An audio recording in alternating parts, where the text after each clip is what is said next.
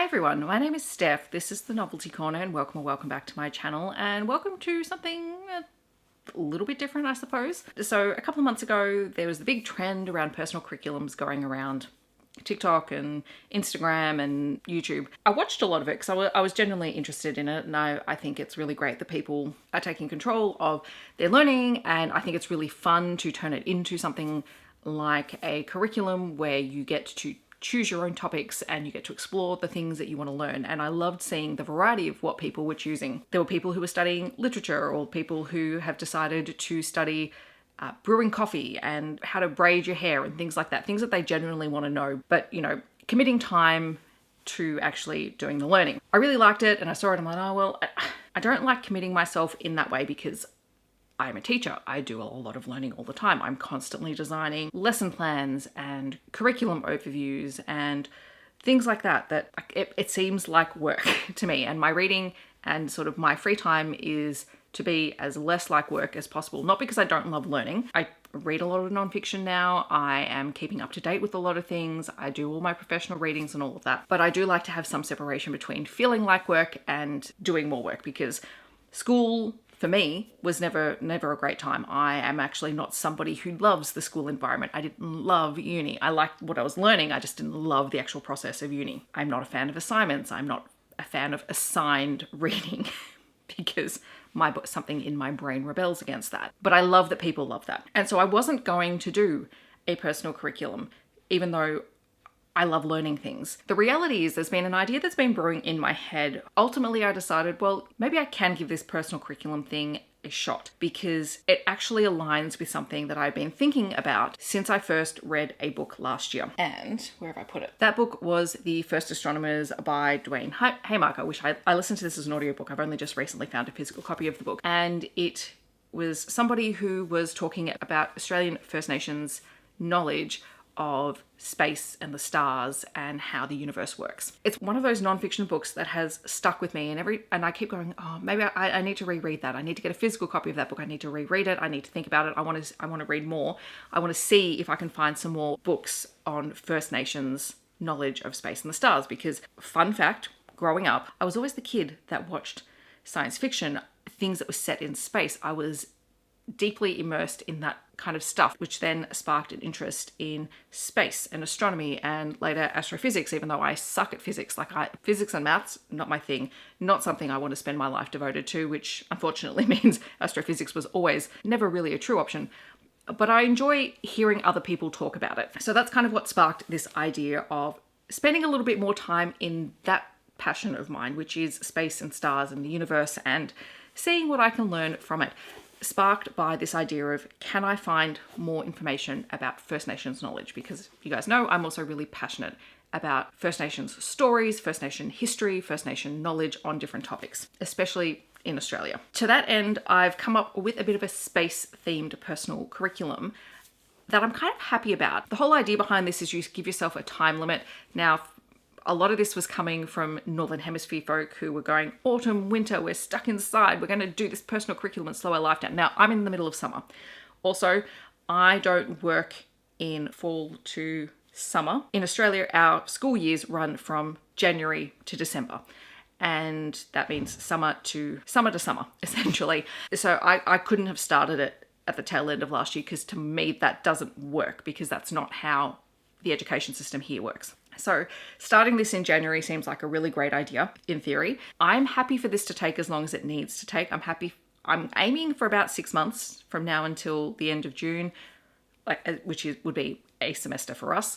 But I'm also happy if it takes me the year to do it. And it's not something that I'm holding myself to a really high account for. I'm happy to get through as much of it as I can get through. A lot of this will count towards my nonfiction goal for my bingo board from hell. But mostly I'm doing this because I genuinely love learning about this stuff, and I want to see how it pans out, because I am kind of skeptical in terms of myself, because if I start putting times on this and limits and expectations and things like that, I'm going to not do it.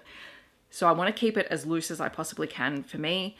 So it's like a personal curriculum light version for the person who is task avoidant, essentially. I've broken all of this down into categories. I have nonfiction reading, I have some kids books, I have some fiction stories, I also have some documentaries and maybe even some films that I might watch. And I'm pretty happy with it. The books I've selected are the books I would like to read. The visual media are probably things that I will just pick and choose from as I feel like it, because I don't always like watching TV. It's not something that I gravitate towards, particularly when it's new content. So I've got a list of things that I can pick and choose from as I feel like it. But the whole idea behind a personal curriculum is you set your topic of learning, and then you have your little subcategories. So that's what I've done. So category 1 is space first knowledges. I am going to reread the first Astronomers, but I'm going to read it alongside First Knowledges Astronomy Sky Country. This one is by Karlie and Krystal de Napoli, who are both Indigenous Australian scientists who work in this field. So Duane is an astrophysicist who worked alongside Indigenous elders, whereas the two authors from here are actually involved in the sciences. So I want to compare both of these. I really love this. I've heard fantastic things about this, and when I was talking to the bookseller when I finally found a physical copy of this, even she was saying she knew of this, she'd heard great things, but she also knew that this was amazing. So I'm kind of keen to read these alongside one another, to annotate them and to sort of see what parallels there are and also what new things I can gain from each of them. And then because I'm a primary school teacher, I also have a children's nonfiction book, which is the Deadly Science Solar System book from Australian Geographic. This one is edited by Tutt, who does amazing kids nonfiction books with a First Nations lens. So even though this is shorter and obviously won't go into the same amount of depth as this, I'm really curious to read this one alongside it, because then I can take it into work. I may find some fiction picture books about space, but I couldn't find any new ones while I was putting together this list. So I will see how I go. Then we have a category I'm calling Space in Poetry. And I found this book, Space Royal Observatory Greenwich Poetry Book. This is edited or collated by Gaby Morgan, and obviously comes from the Royal Observatory Greenwich. And it's a poetry anthology with, I'm assuming, poems to do with space exploration, etc. I'm really keen to read this. I actually found this in the children's section at a bookstore, so kind of technically counts, but I'm sure it probably also doubles just in general as a general poetry anthology. And I'm really keen to see what's included in here, see if there's anything that I know. I haven't had a close look at it, but I'm really keen to pick that one up. Then I have a category called Women on Space. So this is women talking about their knowledge, their reflections on space and the study of the stars. And the first one that I found is by Joanne Baker, who is an astrophysicist, and this is her History of Discovery in the Night Sky. I saw this one in the store. I actually saw it a couple of times in store and ended up buying it after I'd seen it in about 3 stores, because I'm intrigued, because I want to read books by women on space. And then the second book that I have is an ebook, and that is When Galaxies Collide by Lisa Harvey-Smith. Now, I have read Lisa Harvey-Smith before. She actually writes a lot of different books. She's an Australian astrophysicist. She writes nonfiction for children. She also writes nonfiction for adults, and I think this is one of her adult titles. So I'm really keen to try it. It'll be my first adult title of hers, and I thought it might pair really nicely with this one. Then we have Space in Fiction, and I could have gone a lot of different ways with this. I could have gone true sci-fi, space opera kind of stuff, but really what I wanted to do, not a video without editing step jumping in here. And it's more just because as I was editing this, I don't think I explained this particular category very well, which is I wanted to look at fiction that involves space in some way, whether it is people studying it, whether it is people hoping to get into space, or, just something that evoked that sense of space but really looks at character and how either space as a setting or space as the goal is important. I mean, I could be totally wrong about any of these books.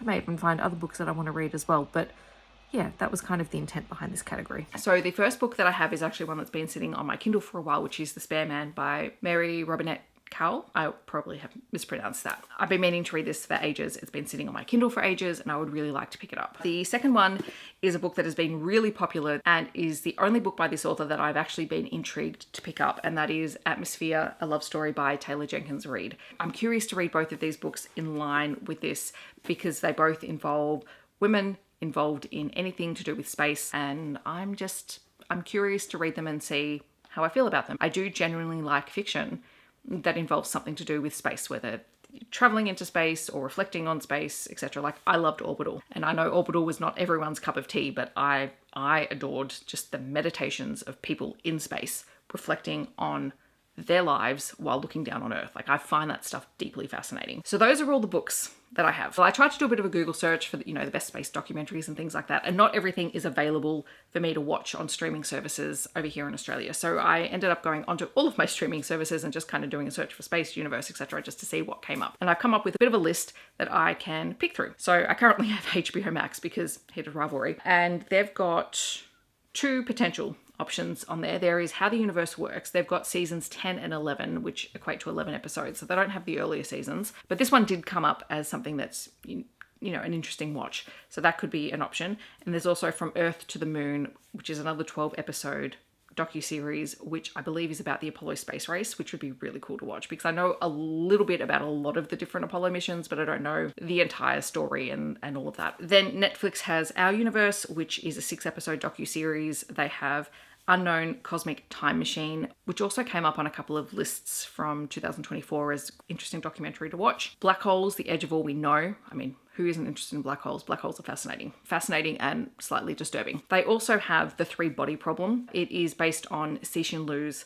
The 3-Body Problem, which I have read many years ago, and is one of the few books that has made me feel really, really dumb. And I say that with a lot of love for the book because I actually really enjoyed the book. I didn't understand it. And maybe if I watched the TV show, I might understand it a little bit better because it's one of those books that's part of a series that I never came back to because I walked away from it feeling like I wasn't smart enough to continue reading the book. So maybe I can watch the TV show. Apple TV has Solar System, which is a 3 episode docuseries, and Binge has The Farthest, which is a documentary film on Voyager, which would also be really kind of cool to watch because Voyager is also fascinating. So that's my kind of content that I want to consume over the next 6 to 12 months, depending on how involved I get and how much time I can dedicate to this. Because alongside, task avoidance, I also have my everyday work, which has a lot of work involved in terms of curriculum design anyway. So I've got to fit everything in around all of that. But personal curriculums always have,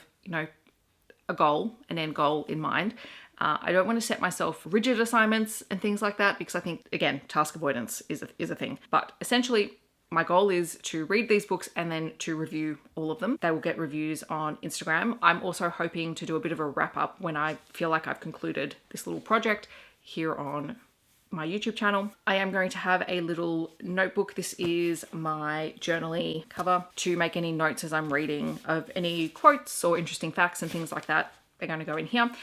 This does have a quote on it from Neil deGrasse Tyson, which is, "We are stardust brought to life." So I thought this was appropriate. I didn't actually get this for this project. I actually just did this because I kept hearing that quote and it just kept coming up everywhere. And I wanted it on a notebook. Turns out it's perfect for this. My final projects will be my note-taking, it will be my reviews on Instagram for the books, and also sort of my final wrap-up and thoughts, probably with maybe my key takeaways. So yes, I am jumping on this bandwagon, but I'm not doing it properly because I don't do any of these bandwagon things properly. I just do them the way that's going to work for me, and I think that's totally fine. If you are curious about sort of the history and the evolution of the personal curriculum movement, there are so many videos. You can just do a search on YouTube and you will see hundreds, probably, of videos on the topic.